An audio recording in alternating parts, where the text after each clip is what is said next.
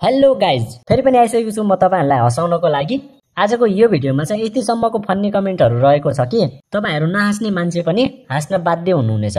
So कति पनि ढिला नगरिकन भिडियोलाई सिधै सुरु गर्दियौं। तो चलिए शुरू करते हैं। दाजु विदेश हुँदा भाउजूको बेडमा कोब्रा साप पसेछ भनेर एउटा भिडियो हालेको रहेछ। यसमा चाहिँ एकदमै फन्नी कमेन्टहरु आएको रहेछ। यो भिडियो हेरौँ, त्यसपछि यसको फन्नी कमेन्टहरु पढ्ने है त।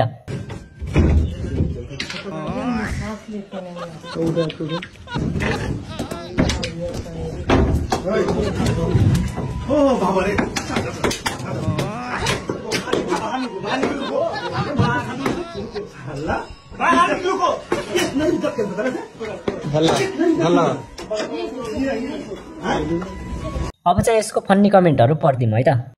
निकै ठुलो कोब्रा रहेछ, रातभरि डस्यो होला भाउजूलाई। रिप्लाई हेर्नु न, रिप्लाई। त्यो भाउजूलाई कति चोटी टोक्यो होला? अर्कोले रिप्लाई गर्नुभएको रहेछ। कुन हस्पिटलमा उपचार हुँदै होला भाउजूको? अबे मुझे क्या पता, मुझसे पूछी जा रही है बार-बार।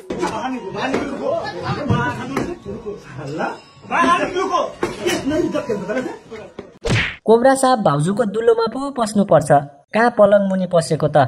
साप लाटो रहेछ। अर्कोले कमेन्ट गर्नुभएको रहेछ।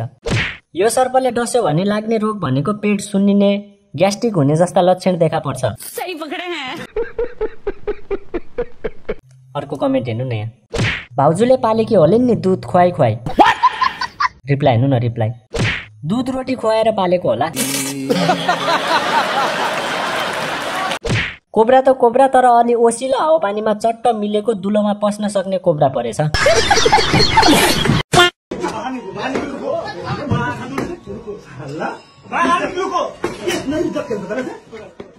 भाउजूलाई डसेर बेडभित्र पसेछ। सही पकड़े हैं। किन पो यस्तो खालको बेड साह्रै मन पराउँछन् भनेको त रहस्य यस्तो पो रहेछ। बल्ल थाहा भयो यार। ल त्यसपछि चाहिँ यो भिडियो हेरौँ, त्यसपछि यसको पनि फन्नी कमेन्टहरु पढ्ने है त।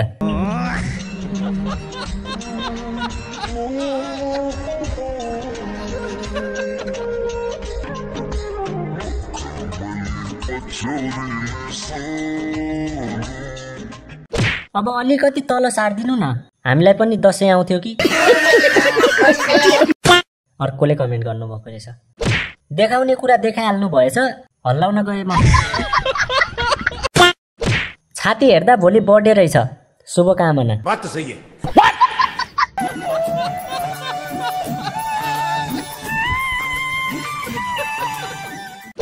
यो भिडियो मेरो बुढाको मोबाइलसम्म नपुगोस् भगवान। तू समझा? हाँ। उकुस मुकुस छ त, डोरी चुन्डी होला है। ल यता फेरि छुट्टै चटक छ, भएको पैसा भरि चाहिँ सबै घाँटीमा नै भिरेको छ। अब चाहिँ यो भिडियो पनि हेरौँ, त्यसपछि चाहिँ यसको फन्नी कमेन्टहरु पनि पढ्ने है त।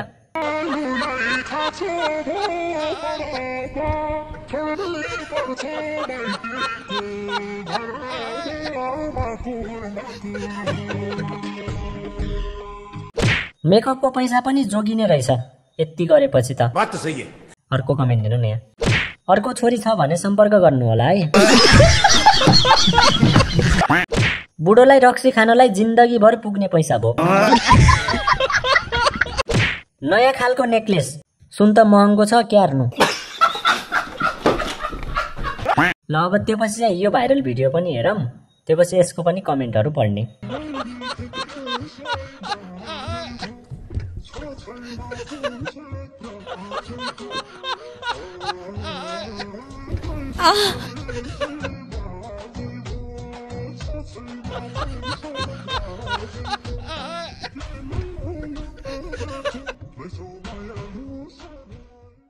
खेत बाँझो भए मलाई बोलाउ न, एकै दिनमै पुरै हिलाम्मे बनाइदिन्छु। अर्को कमेन्ट हेर्नु नि यहाँ।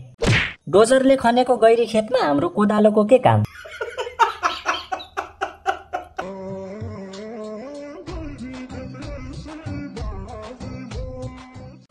मेरो पनि हलोमा खिया लाग्न थाल्यो यार, आउ जोतौं। अर्को कमेन्ट हेर्नु नि यहाँ। बाँझो त जोते जस्तो छ, तर डल्ला चाहिँ फुटाउन बाँकी छ जस्तो लाग्यो।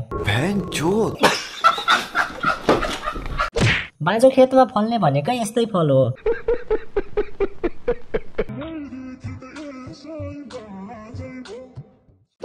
खेतको डल्ला देखेर हलो उठ्यो यार।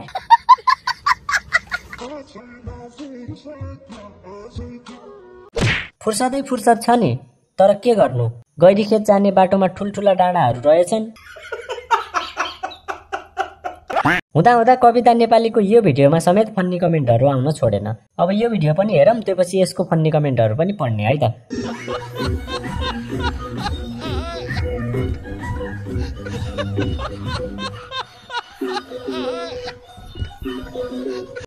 होइन, त्यो माखुराको जालोभित्र मुसाको दुलो छ जस्तो छ। मेरो घरको झुल हराएको त यी दिदीले पो बेरेर नाच्दै रहेछन्। रिप्लाई हेर्नु न, रिप्लाई। उनलाई पनि मच्छरले टोक्छ नि त।